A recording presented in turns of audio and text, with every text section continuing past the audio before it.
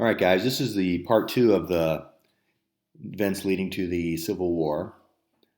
Earlier this week, I posted some notes in a lecture on how in 1850 America was on the brink of wars. The slavery and the states' rights issue had pushed America to a point where we really could not compromise anymore.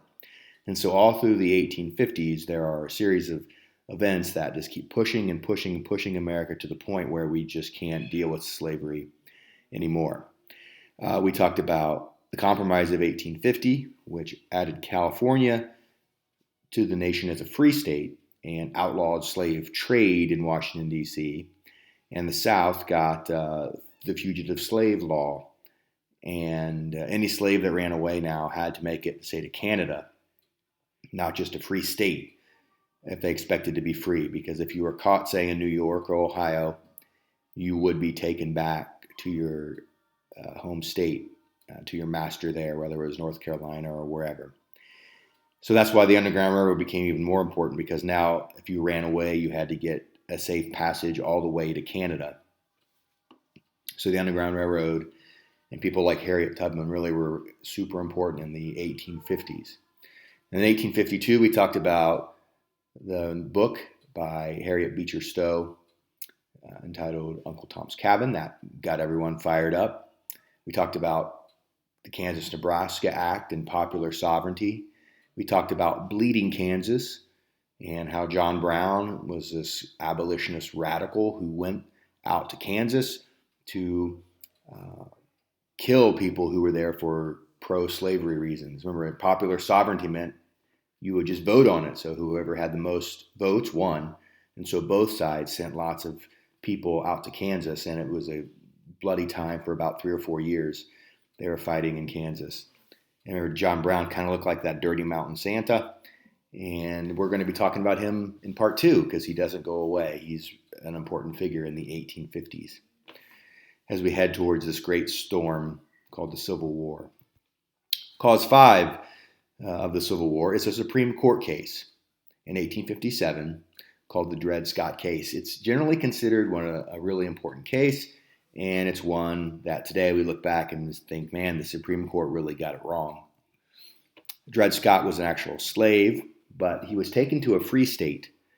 And when he was in the free state, he said, hey, I'm now in a free state. I should be free.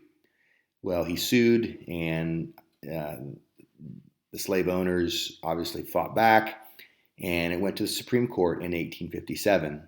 Roger Taney was the Chief Justice of the Supreme Court, and this case, Dred Scott versus Sandford, is one in which we look back and we think, well, they had a very Southern influence on the Supreme Court. Roger Taney was from Maryland, and Maryland obviously was a slave state. So basically, Dred Scott and the Supreme Court, 1857. And basically what the Supreme Court says is that, Dred Scott, you're not even a citizen. You can't sue. You have no standing in this court, which means you have no right to be here, no more right than, say, a cow or a carriage, a wagon, your property. And basically the Supreme Court said that slavery is okay. So this was all done in a very fancy way, right, with lawyers and fancy papers. But in the end, the Supreme Court reinforced the idea that slavery was constitutional.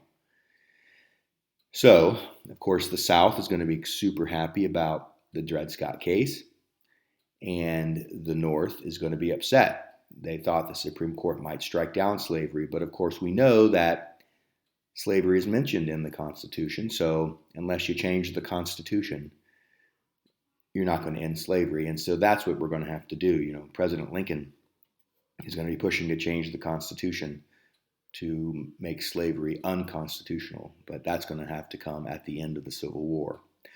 So the Supreme Court case is cause number 5 that really gets America fired up. That's in 1857. The very next year, in the state of Illinois, Abraham Lincoln decides he'd like to run for the U.S. Senate, and he takes on Stephen Douglas, who we've talked about way back with the Compromise of 1850. So in 1858, remember, this is not for president. Okay, this is for senator for Illinois.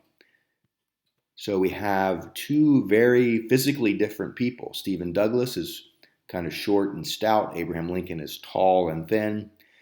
And they just physically are very different.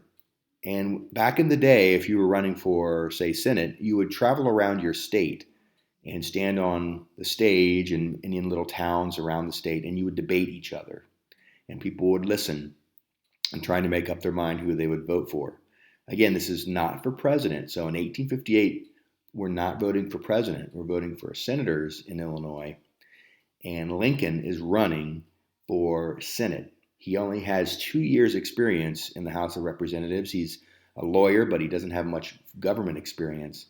He's self-taught, and he is kind of a political newcomer. Stephen A. Douglas is super popular and very well known, very much an important player in Illinois and USA politics. And as often happens, the new guy doesn't win. Abraham Lincoln does not win. He loses the Senate race in Illinois in 1858. Now, why is this a big deal? Is because for the first time across the state of Illinois, this debate over whether slavery should spread or not is taking place. And it catches the whole country's attention. So remember, Abraham Lincoln is not saying slavery should go. He's saying slavery can't be allowed to spread. This is early in his career, right? He's not even president yet. And later on, as president, he'll change his tune once the war gets going. But in 1858, he's basically saying slavery cannot be allowed to spread.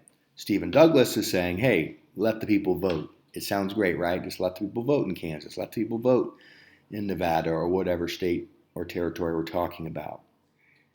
But Lincoln, by losing, he gets people thinking like maybe that guy meant, when he was speaking, maybe he had something going. So even though he loses this election 2 years later, he's going to come back. Cause number 7 is a place in Virginia called Harper's Ferry. Now, if I wanted to go there today, I'd have to go to West Virginia. But in 1859, Harper's Ferry was in Virginia. And there's our old friend John Brown. Remember him from Bleeding Kansas? John Brown, this grumpy mountain Santa, basically comes back from Kansas and he goes to Virginia.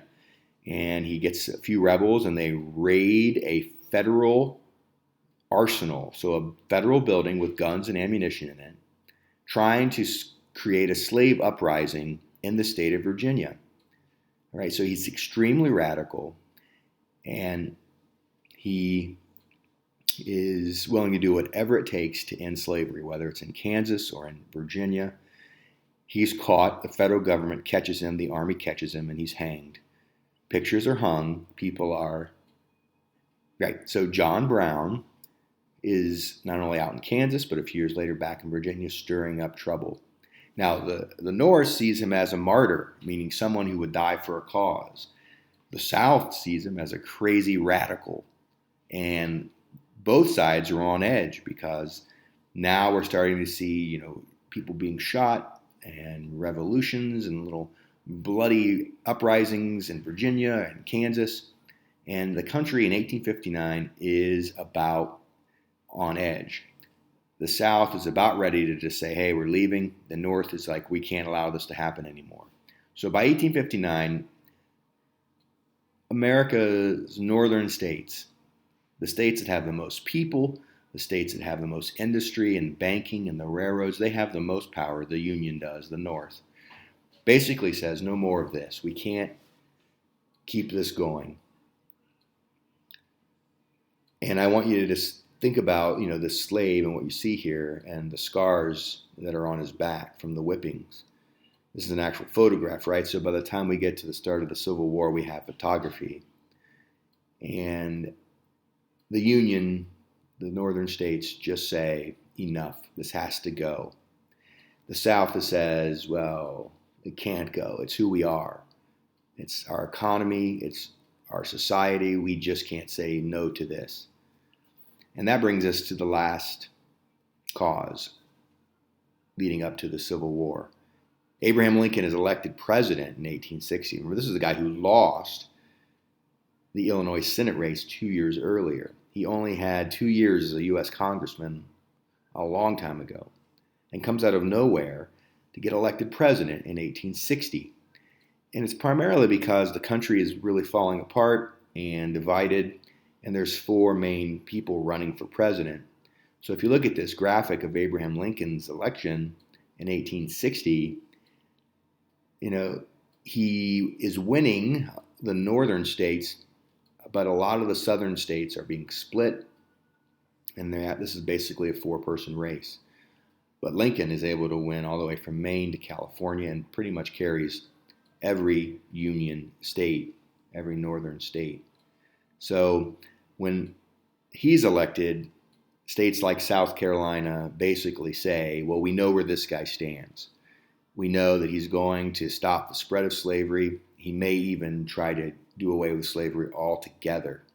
So when Abraham Lincoln is actually sworn in 1861, South Carolina is the first state to say, well, we're leaving the Union. We want a divorce.